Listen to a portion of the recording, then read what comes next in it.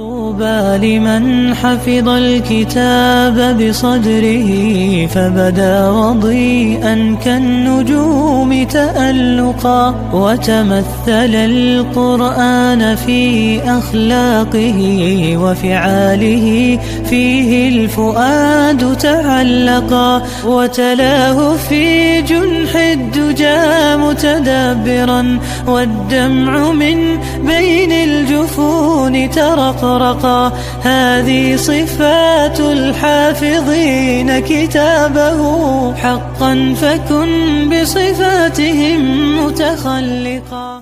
السلام علیکم ورحمۃ اللہ وبرکاتہ. بسم اللہ الرحمن الرحیم. الحمد للہ الذی انزل علی عبدہ الکتاب ولم یجعل لہ عوجا والصلاة والسلام علی نبینا محمد وعلى آلہ وصحبہ اجمعین. اما بعد رب اشرح لی صدری ویسر لی امری واحلل عقدۃ من لسانی یفقہ قولی. شروع کرتی ہوں اللہ کے نام سے جو بڑا مہربان نہایت رحم کرنے والا ہے. بإذن اللہ آج کے درس نمبر 303 میں سورۃ الحشر آیت نمبر 12 سے آیت نمبر 14 تک کی شرح اور ترجمہ سماعت فرمائیں گے. تو شروع کرتے ہیں. اعوذ باللہ من الشیطان الرجیم. لئن اخرجوا لا يخرجون معهم ولئن قوتلوا لا ينصرونهم ولئن نصروهم ليولن الأدبار ثم لا ينصرون. کلمت اخرجو میں الف پہ پیش ہے تو ہمیں پیش کو ظاہر کرنا ہے. خا کی ادائیگی حلق کے اوپر والی حصے سے ہے. خا حروف تفخیم میں سے ہے تو ہم حرف الخا کو موٹی آواز میں پڑھیں گے. کیونکہ یہاں خا ساکن ہے تو ہمیں خا کو ہمزے سے بھی پڑھنا ہے. ہمزے کا معنی ہے حرف کی آواز ایسے کمزور ہو کہ اس میں پستی پائی جائے. تو ہم یہ کلمہ کو ایسے پڑھیں گے. اخرجو. را کے نیچے زیر ہے. یہاں را کا حکم ہے ترقیق تو ہم حرف را کو پتلی آواز میں پڑھیں گے. کلمت یخرجون میں حرف را پہ پیش ہے تو ہمیں را کو موٹی آواز میں پڑھنا ہے. کلمت معہم میں میم پہ اور عین پہ زبر ہے اور ہا پہ پیش ہے تو ہم یہ تینوں حرکات کو ظاہر کریں گے اور عین کی ادائیگی حلق کے درمیان والے حصے سے ہے. معہم. کلمت لئن کے آخری میں نون ساکن ہے. پھر حرف القاف آتا ہے کلمت قوتلو. قاف حروف الاخفاء میں سے ہے. اخفاء کا معنی ہے چھپا دینا تو ہم نون ساکن کو چھپاتے ہوئے اور غنہ کے ساتھ یہ حکم کو ادا کریں گے. کیونکہ غنہ میں اگلے والے حرف کا حکم لیتے ہیں تفخیم میں اور ترقیق میں اور حرف القاف حروف التفخیم میں سے ہے تو ہم یہ غنہ کو بھی بھاری آواز میں ادا کریں گے. وَلَئِن قُوتِلُوا. کلمت قوتلو میں حرف القاف کی ادائیگی زبان کے جڑ اور تالوں کے نرم حصے سے ہے. قاف حروف تفخیم میں سے ہے تو ہم یہ حرف کو موٹی آواز میں پڑھیں گے.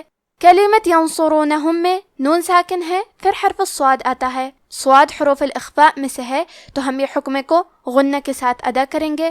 کیونکہ صاد حروف التفخیم میں سے ہے تو ہمیں یہ غنہ کو بھی تفخیم سے ادا کرنا ہے. ینصرونہم. حرف الصاد کو موٹی آواز میں پڑھیں گے اور را پہ پیش ہے تو یہاں را کا حکم ہے تفخیم تو ہمیں حرف را کو موٹی آواز میں پڑھنا ہے. کلمت ولئن کے آخری میں نون ساکن ہے. پھر حرف نون آتا ہے کلمت نصروہم. یہاں حکم ہے ادغام بغنہ. ادغام کا معنی ہے حرف کو حرف میں داخل کرنا تو ہم نون ساکن کو دوسرے نون میں ملا کے ایک ہی نون غنہ اور تشدید کے ساتھ ادا کریں گے. وَلَئِن نَصَرُوهُمْ. کلمت نصروہم میں حرف الصاد کو بھاری آواز میں پڑھنا ہے. کلمت لیولن میں لام پہ زبر ہے یا پہ پیش ہے پھر واو پہ زبر ہے تو ہم یہ تینوں حرکات کو ظاہر کریں گے. حرف اللام پہ تشدید ہے تو ہمیں 2 حرف کے برابر لام کو پڑھنا ہے کیونکہ تشدید کی اصلیت 2 حرف ہے. جیسا کہ یہاں حرف اللام ہے تو یہ 2 لام ہے. لام ساکن اور لام متحرک. اور کیونکہ تشدید پیش کا ہے تو ہمیں پیش کو بھی ظاہر کرنا ہے.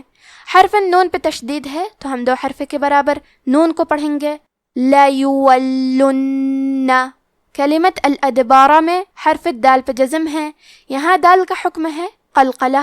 قلقلہ کا معنی ہے حرف ساکن کو ہلانا، تو ہم حرف دال کو ہلاتے ہوئے یہ کلمہ کو پڑھیں گے، الادبار۔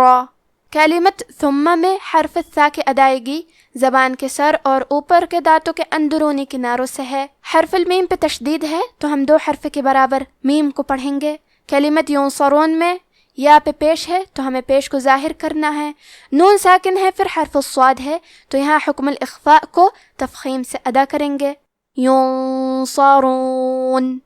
لئن اخرجوا لا يخرجون معهم وَلَئِن قُوتِلُوا لَا يَنصُرُونَهُمْ وَلَئِن نَصَرُوهُمْ لَيُوَلُّنَّ الْأَدْبَارَ ثُمَّ لَا يُنصَرُونَ لَأَنْتُمْ أَشَدُّ رَهْبَةً فِي صُدُورِهِمْ مِنَ اللَّهِ ذَلِكَ بِأَنَّهُمْ قَوْمٌ لَا يَفْقَهُونَ۔ کلمت لأنتم میں نون ساکن ہے پھر حرف تا ہے، تا حروف الاخفاء میں سے ہے تو ہم یہ حکم کو غنہ کے ساتھ ادا کریں گے، لأنتم۔ کلمت اشدو میں دال پہ تشدید ہے تو ہمیں 2 حرف کے برابر دال کو پڑھنا ہے، اور کیونکہ تشدید پیش کا ہے تو ہم پیش کو بھی ظاہر کریں گے۔ کلمت رہبتن میں ہا ساکن ہے تو ہمیں ہا کو ظاہر کرنا ہے، آخر میں تا پہ تنوین زبر ہے پھر حرف الفاء آتا ہے۔ کلمت فی، فا حروف الاخفاء میں سے ہے تو ہم یہ حکم کو غنہ کے ساتھ ادا کریں گے، رہبتن فی۔ کلمت صدورہم میں حرف الصاد کو تفخیم سے پڑھنا ہے، کیونکہ را کے نیچے زیر ہے تو یہاں را کا حکم ہے ترقیق، تو ہم حرف را کو پتلی آواز میں پڑھیں گے، آخری میں میم ساکن ہے پھر حرف المیم آتا ہے۔ کلمت من، یہاں حکم ہے ادغام متماثلین صغیر، تو ہم میم ساکن کو دوسرے میم میں ملا کے ایک ہی میم غنہ اور تشدید کے ساتھ پڑھیں گے، صدورہم من۔ کلمت من کے آخری میں نون پہ زبر ہے تو لفظ الجلالہ کے لام کا حکم ہے تفخیم، تو ہم حرف اللام کو موٹی آواز میں پڑھیں گے، من اللہ۔ کلمت ذالک میں حرف الذال کی ادائیگی زبان کے سر اور اوپر کے دانتوں کے اندرونی کناروں سے ہے۔ کلمت بِأَنَّهُمْ میں نون پہ تشدید ہے تو ہمیں 2 حرف کے برابر نون کو پڑھنا ہے۔ کلمت قومن میں قاف کو موٹی آواز میں پڑھیں گے، آخری میں میم پہ تنوین پیش ہے پھر حرف اللام آتا ہے۔ کلمت لا، لام حروف الادغام بغیر غنہ میں سے ہے تو ہم تنوین کو لام میں ملا کے بغیر غنہ سے لیکن تشدید کے ساتھ یہ حکم کو ادا کریں گے، قوم اللہ۔ کلمت یفقہون میں فا ساکن ہے لہذا ہمیں فا کو ہمزے سے پڑھنا ہے، یفقہون۔ لأنتم أشد رهبة في صدورهم من الله ذلك بأنهم قوم لا يفقهون لا يقاتلونكم جميعا إلا في قرى محصنة أو من وراء جدر بأسهم بينهم شديد تحسبهم جميعا وقلوبهم شتى ذلك بأنهم قوم لا يعقلون۔ کلمت یقاتلونکم میں حرف القاف ہے اور اس کے بعد مد الف ہے، کیونکہ مد الف میں پیچھے والے حرف کا حکم لیتے ہیں تفخیم میں اور ترقیق میں، اور حرف القاف حروف التفخیم میں سے ہے تو ہمیں مد الف کو بھی بھاری آواز میں ادا کرنا ہے، یقاتلونکم۔ کلمت جمیعاً کے آخری میں عین پہ تنوین زبر ہے پھر حرف الالف آتا ہے۔ کلمت اللہ، الف حروف الاظہار میں سے ہے، اظہار کا معنی ہے ظاہر کرنا، اور کیونکہ تنوین کی اصلیت نون ساکن ہے تو ہم یہاں تنوین ظاہر کریں گے اور اسے نون ساکن پڑھیں گے اور بغیر غنہ سے یہ حکم کو ادا کریں گے، جمیعاً الا۔ کلمت قرا میں حرف القاف پہ پیش ہے تو ہمیں پیش کو ظاہر کرنا ہے، را پہ تنوین زبر ہے پھر حرف المیم آتا ہے۔ کلمت محصنہ، میم حروف الادغام بغنہ میں سے ہے تو ہم یہ حکم کو غنہ اور تشدید کے ساتھ ادا کریں گے، قرى محصنہ۔ کلمت محصنہ میں ہا کی ادائیگی حلق کے درمیان والے حصے سے ہے. صاد پہ تشدید ہے تو ہم 2 حرفے کے برابر صاد کو پڑھیں گے اور یہ حرفے کو بھاری آواز میں بھی پڑھیں گے. آخری میں تا کے نیچے تنوین زیر ہے. پھر حرف الالف آتا ہے کلمت او. الف حروف الاظہار میں سے ہے تو ہم یہ حکم کو بغیر غنہ سے ادا کریں گے. محصنات او. کلمت من کے آخری میں نون ساکن ہے. پھر حرف الواو آتا ہے کلمت ورائی. واو حروف الادغام بغنہ میں سے ہے تو ہم یہ حکم کو غنہ اور تشدید کے ساتھ ادا کریں گے. من ورائی. کلمت وراء میں کیونکہ را پہ زبر ہے تو مد الف کا حکم ہے تفخیم، تو ہمیں مد الف کو بھاری آواز میں ادا کرنا ہے. یہ مد واجب متصل ہے. مد واجب متصل کا معنی ہے کہ حرف المد اور اس کی وجہ جو کہ حمزہ ہے دونوں ایک ہی کلمہ میں ہو. اس مد میں ہم اپنی آواز 4 مد کے برابر لمبی کریں گے. آخری میں حمزہ کے نیچے زیر ہے تو ہمیں زیر کو ظاہر کرنا ہے. کلمت جدر میں جیم پہ اور دال پہ دونوں پہ پیش ہے تو ہم یہ دونوں پیش کو ظاہر کریں گے. جدر. کلمت بأسہم میں سین پہ اور ہا پہ پیش ہے تو ہم یہ دونوں پیش کو ظاہر کریں گے. آخری میں میم ساکن ہے. پھر حرف الباء آتا ہے کلمت بینہم. با حروف الاخفاء الشفوی میں سے ہے تو ہم میم ساکن کو چھپاتے ہوئے اور غنہ کے ساتھ یہ حکم کو ادا کریں گے. بأسہم بینہم. کلمت شدیدن کے آخری میں دال پہ تنوین پیش ہے. پھر حرف التا آتا ہے کلمت تحسبہم. تا حروف الاخفاء میں سے ہے تو ہم یہ حکم کو غنہ کے ساتھ ادا کریں گے. شدید تحسبہم. کلمت تحسبہم میں ہا ساکن ہے کیونکہ ہا بھی حروف الہمز میں سے ہے تو ہمیں یہ کلمہ کو ایسے پڑھنا ہے تحسبہم. با پہ اور ہا پہ پیش ہے تو ہم یہ دونوں پیش کو ظاہر کریں گے. کلمت جمیعاً کے آخری میں عین پہ تنوین زبر ہے. پھر حرف الواو آتا ہے کلمت وقلوبہم. واو حروف الادغام بغنہ میں سے ہے تو ہم یہ حکم کو غنہ اور تشدید کے ساتھ ادا کریں گے. جمیعاً وقلوبہم. کلمت قلوبہم میں با اور ہا کے پیش کو ظاہر کریں گے اور اسے برابر سے ادا کریں گے. کلمت شتہ میں تا پہ تشدید ہے تو ہمیں 2 حرف کے برابر تا کو پڑھنا ہے. کلمت قومن کے آخری میں میم پہ تنوین پیش ہے. پھر حرف اللام آتا ہے کلمت لا. یہاں حکم ہے ادغام بغیر غنہ تو ہم یہ حکم کو بغیر غنہ سے لیکن تشدید کے ساتھ ادا کریں گے. قوم لا. کلمت یعقلون میں عین ساکن کو ظاہر کریں گے اور حرف القاف کو موٹی آواز میں پڑھیں گے. اب آپ ان آیتوں کی تلاوت تجوید کے ساتھ سماعت فرمائیں. اعوذ باللہ من الشیطان الرجیم.